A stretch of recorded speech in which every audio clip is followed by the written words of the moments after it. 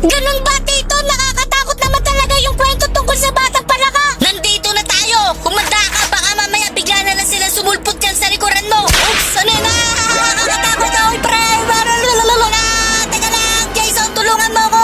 Hinihila na rin nila ako, Tito. Gogi, tulungan mo naman ako. Wala kang kwenta. Ay, makatulog nga muna. 1 hour Oy, later. bitawan niyo na ako. Saan niyo ko dadalhin? Pakawalan niyo na ako. Ano yun? Nakita namin kayo sa CCTV. Pinasabog niyo ang katawan ng kasama namin. Kaya ngayon, lagot kayo sa boss namin. Nandito na mga boss. Bossing, ito na yung mga taong pumuslang sa mga kalahin natin. Stop! Joe Marie! Bakit mo ako kilala? Friends ba tayo sa Facebook? Siguro ini-stalk mo ko lagi. Bobo ka talaga, di ka pa rin nagbabago!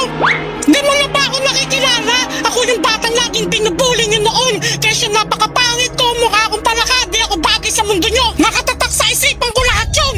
Ikaw pala yung Palax. Ang laki mo na. Di ko rin malilimutan yung araw na pinatay niyo yung mga kaibigan kong palaka. Napakasalbahin niyo!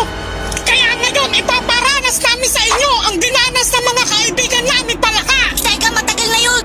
Kahit na hindi nyo alam kung gaano kasakit ang mawala ng kaibigan! Tama si Palax. Dapat sa inyo pinapakain sa alaga namin si Tyro. Tyro, lumabas ka na dyan! Tyro!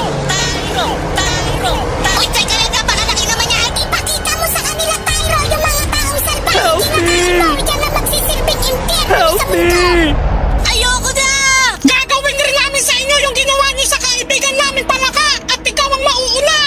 Ano boy, kinakabahan ka na ba? Nasaan na yung tapang mo?